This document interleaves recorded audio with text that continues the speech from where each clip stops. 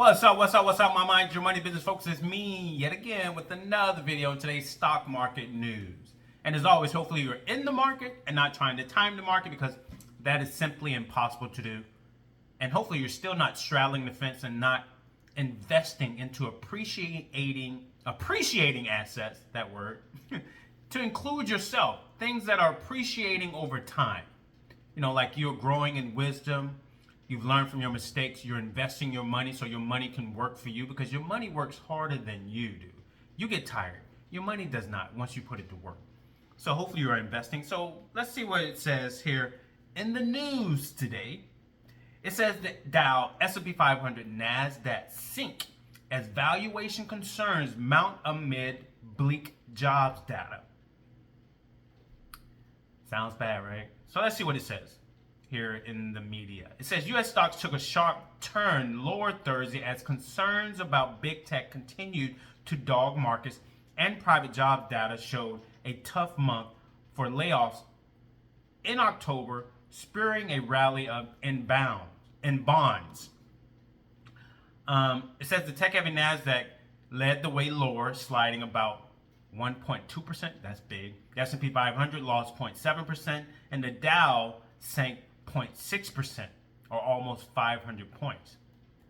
Steep losses, right? So the market received bearish jobs data on Thursday morning after a report from the global outplacement firm Challenger, Gray, and Christmas showed that last month was the worst October for layoff announcements since 2003. Meanwhile, investors continue to debate whether tech valuations are too lofty.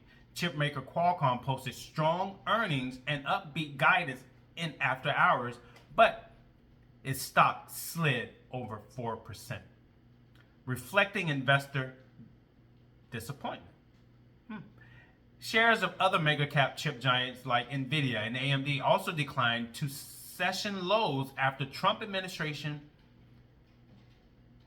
AI and crypto Caesar David Sachs said there would be no federal bailout for the artificial intelligence industry. The comments came after the CFO of OpenAI alluded to a federal backstop for new investments. All this bad news, like fear everywhere. Like, don't invest your money because you're going to lose it. Investors also turned their attention to Tesla's shareholder meeting scheduled to start at 4 p.m. Eastern Standard Time. A vote on Elon Musk's proposed $1 trillion pay package is the main event, and worries he will quit as the EV maker CEO if the plan is rejected. Tesla's share fell nearly 5% Thursday. Also, the market took note of skepticism from several Supreme Court justices on the legality of Trump's sweeping trade tariffs, even though Treasury Secretary Scott Bessent said he was very, very optimistic. A ruling against the policy could roll back the duties with enormous impact on international trade as well as domestic spending. Yeah, and that's pretty much it for news. And also, I must apologize, like from yesterday, I was giving news on like stock prices as though they were final, and I kept questioning like, why are the prices still jumping back and forth? I forgot about daylight saving time, so the market is still open. It is going to be open for another 40 minutes, so I apologize. So yeah, the market is still open as I speak. So let's see what's happening. Like right now, FTEC, Information Technology ETF, is down $2.80. Broadcom is up. Well, it's down, up and down. It was up 30 cents. It's down like 0.75 cents. Nvidia is down a little over $5. SPYM, S&P 500 ETF, is down 53 cents. Tesla is down $14. Palantir is down over $10. Tesla is down 98 cents. Meta is down almost $12. To make a long story short, these stocks are down, right? So it's a good time to buy, especially if you're not investing. I will continue to buy these stocks when I normally buy stocks. I dollar cost average in. So these stocks are, they're at a lower price. Now, what I will say, like the news today was bad. There's optimism, there's skepticism, there are worries about these companies being overvalued, but they are driving the market. The tech companies like an Nvidia, like Tesla, like Palantir, like Amazon, like Meta, they're driving the market. That's why I'm in this for the long haul. Whenever there's a dip, there's always a rebound. The only way one of these companies who are evaluated at trillions of dollars will go belly up, I mean, that would have to be like a natural disaster that occurs in the world that just wipes out everything. But I do not see any of these companies going under. Now, if you're just investing and you're not sure about what you're investing in, now you may possibly lose money in the short and long term. That's why you must do your research on these companies. Or you simply invest into something like an S&P 500 mutual fund or ETF like SPYM, VOO. And you let the managers of those funds manage, the stocks within that fund, right? And the S&P 500, as you can see, like Tesla's taking like $10 hit, Nvidia's taking like a $5 hit, Meta's taking like a $14 hit, so on and so forth. S&P 500 is taking like a 53-cent hit, because you have to remember or think about there are 500 companies that are packaged within that S&P 500. So it's averaging up the gains and losses of all 500 companies.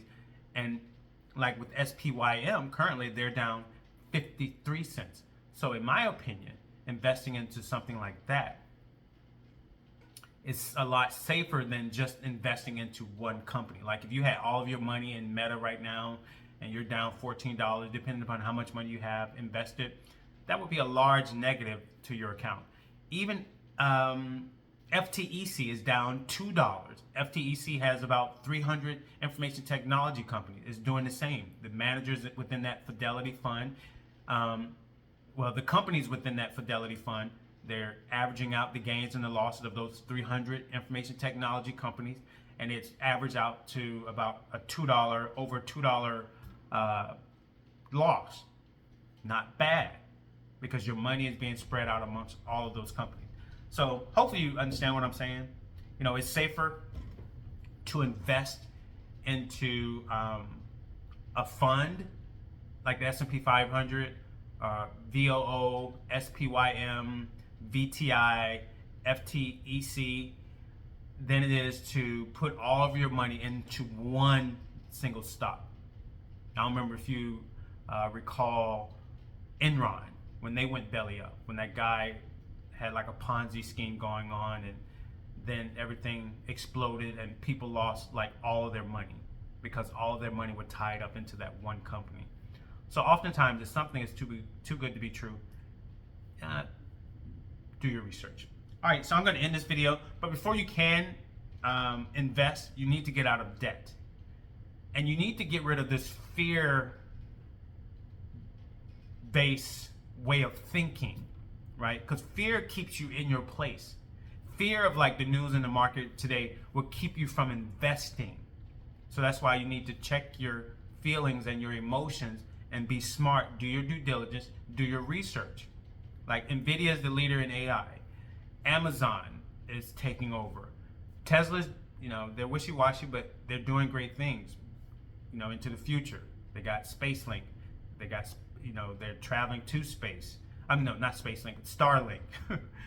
They have electric vehicles. You have Meta, who's creating the metaverse. These companies are spending billions of dollars. You have TSMC, who's making the chips that Nvidia is using to power their GPUs. You have all these companies, Google, Amazon, Microsoft, Meta. All these companies are buying these chips from Nvidia.